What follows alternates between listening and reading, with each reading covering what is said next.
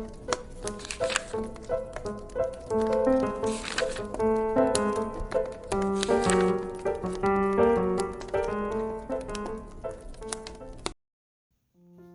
everyone, today we are working on a 1960s pattern. I buy a lot of thrifted patterns and I don't normally pay attention to the size when I get them because I know that I can adjust it if I need to, but I got extremely lucky this time in not needing to do that because it was close enough to my size.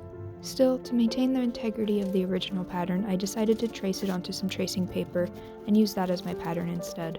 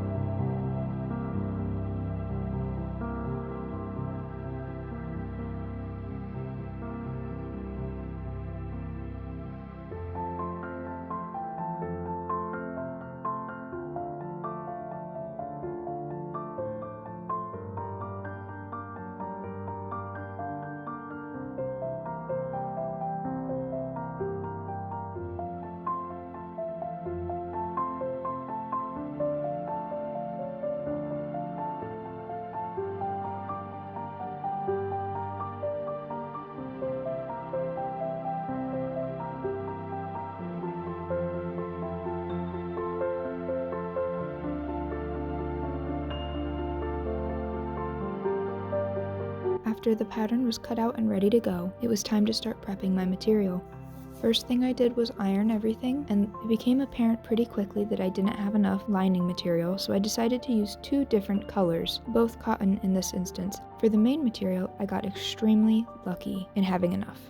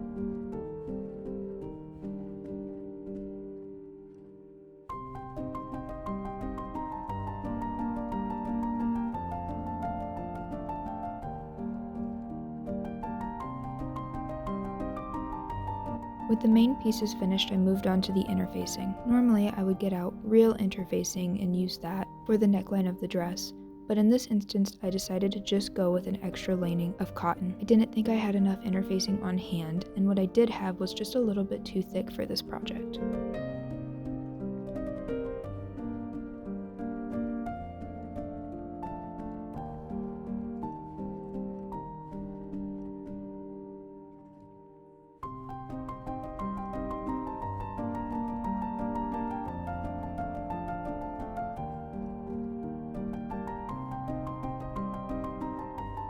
So I finished cutting out the material and I was going back over the instructions when I got really confused. They really weren't what I was expecting, and then I realized I had decided to add the lining material because my main material was way too thin, but that was not actually a part of the instructions when I got around to actually looking at them. It also didn't help that the instructions don't really finish some of the seams. They're just left raw on the inside of the garment because this is an older pattern, and I do not want to do that. So after staring at this for a really long time, I think I decided that I'm going to make them up as two separate dresses, finish the main material with the interfacing like the original instructions recommend, and then add the lining material to the inside.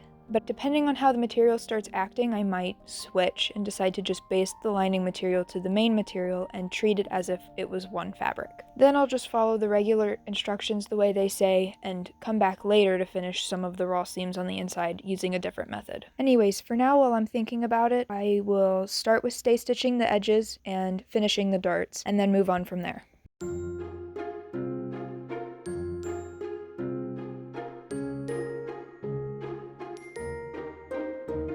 After kind of figuring out next steps, I decided to run a basting stitch along all of the darts and pleats. This is an extra long stitch, usually in a different color so it's easy to see, and I use it as a guideline on both sides of the fabric so it's easy to pin everything properly in place. After everything's pinned and stitched in place, I will remove this stitch with my seam rippers so none of the colored thread shows on the front of the material. Then it's back to the ironing board to make sure everything is crisp and clean before moving on.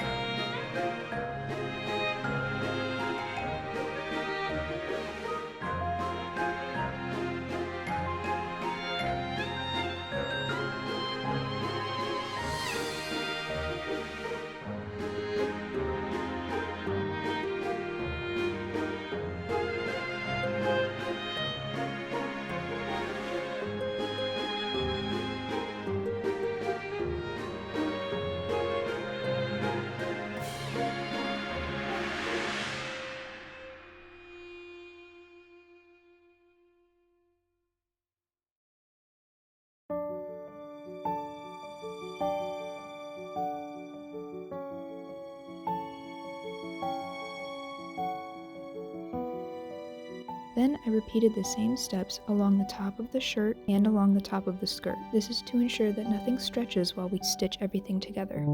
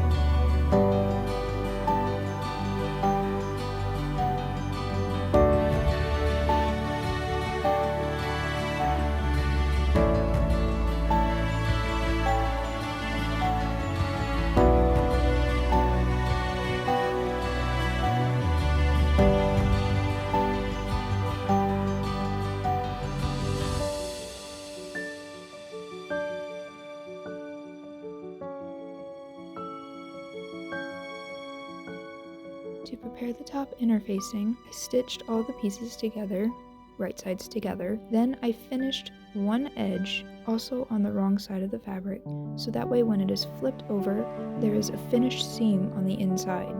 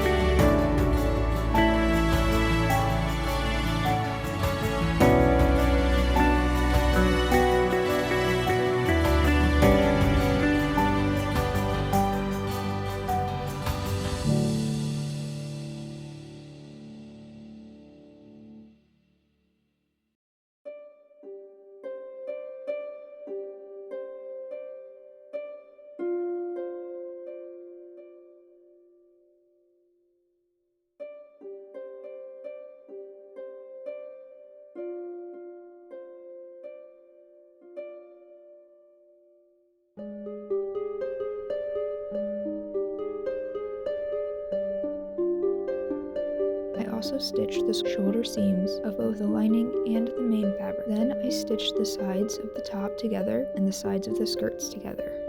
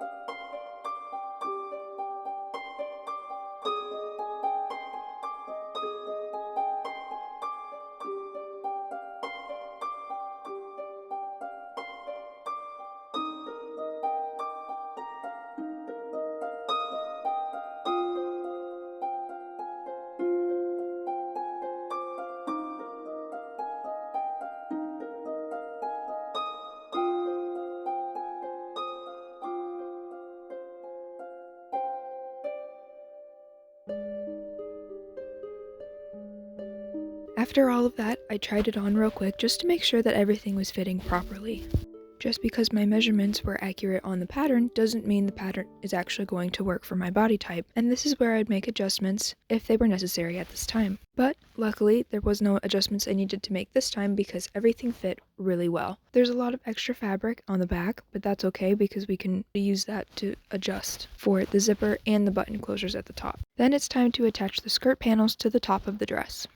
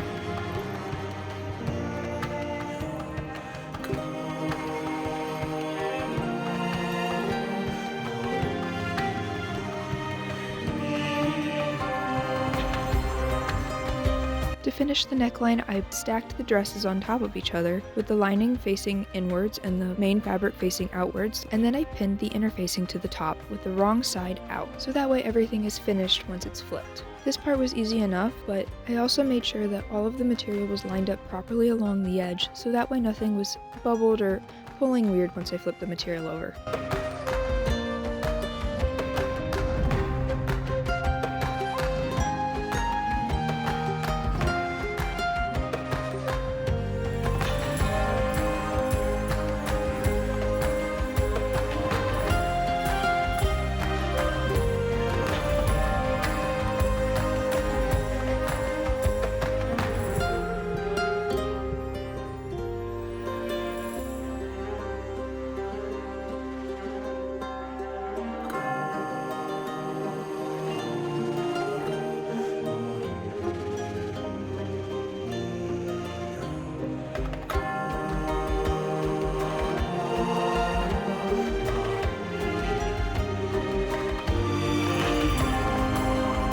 Once it was stitched, and before I could flip it over, I trimmed the seam allowance down and clipped along the seam so that way when it's flipped over, nothing bubbles or puckers, and there's not a bunch of bulky fabric in between the layers. Then I did the same steps with the sleeves.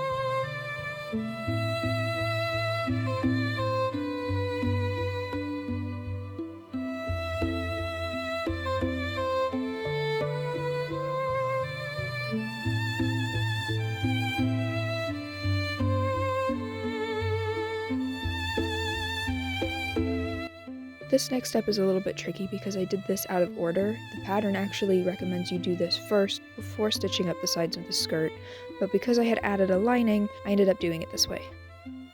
Following the instructions on the pattern, I cut out a little panel on the back, then I pinned it along the stitching line.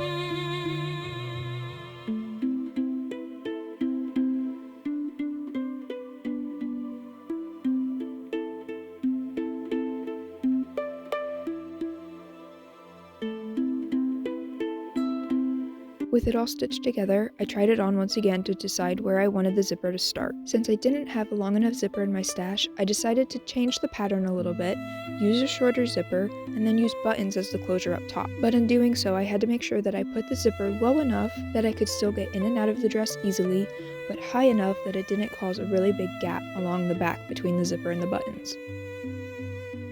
I folded and stitched the raw edge along the back panel, so it would be easy to put the zipper in.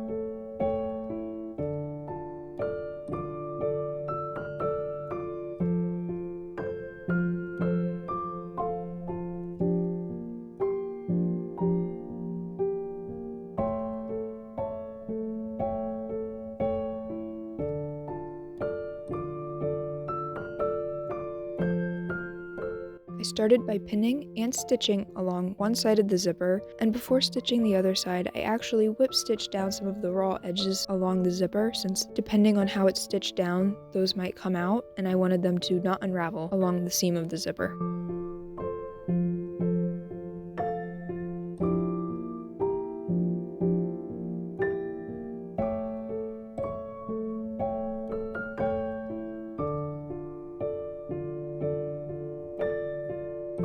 I pulled the material over far enough on the other side so that way it would completely cover and nothing would show while I was wearing it.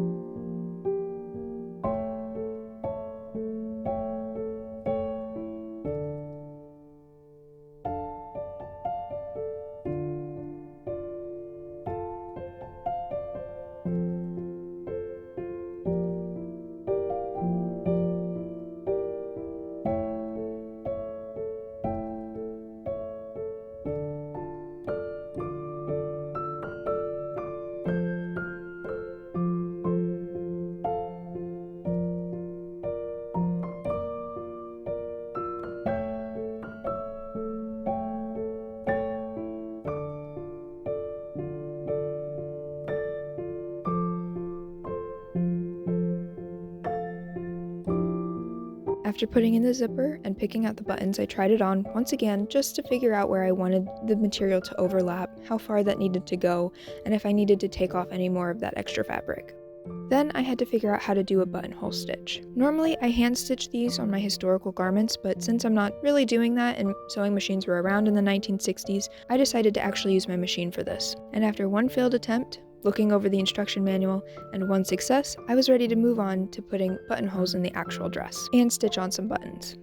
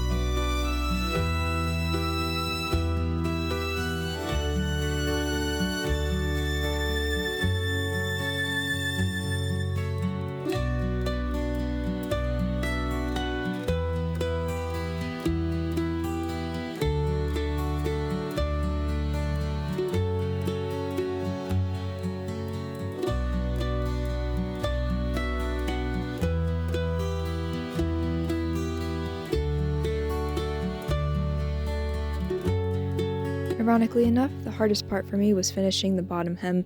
I just had a lot of fiddly work to do and it wasn't quite happy with me, and since I was having so much trouble, I took a break from that and moved on to making the belt.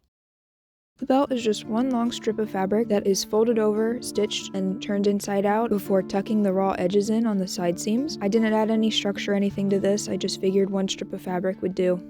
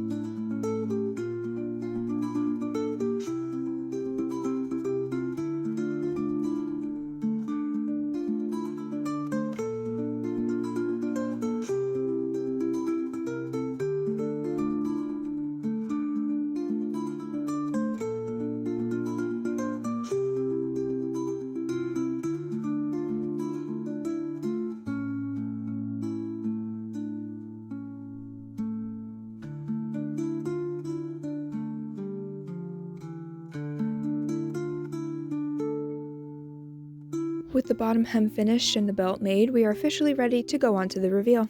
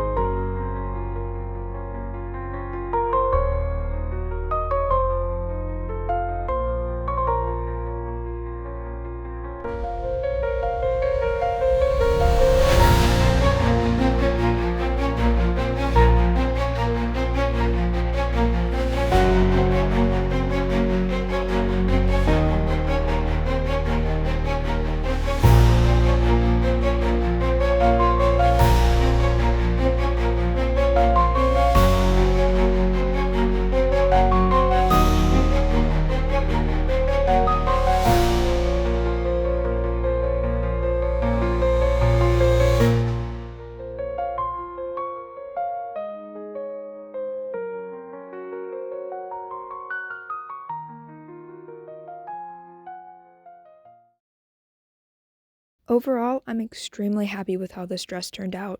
I got really lucky with the fit. It didn't need very many adjustments to make sure that it fit properly, and my MacGyvering on the zipper worked out just fine, so I'm very happy with it. The pattern instructions were a little confusing, mostly on my part since I added that extra lining. The only downside I can see of this dress is I really don't have anywhere to wear it because of the fanciness of the cut. It looks too fancy to just wear around the house, and it's a little uncomfortable for that since it is a tighter skirt, but that's a problem with most of my projects since I have a tendency of making clothes not suitable for day-to-day life. I also noticed quite on accident that this belt looks really cute as a scarf and a headband as well, so at least this part of the dress is usable for day-to-day life, I would say.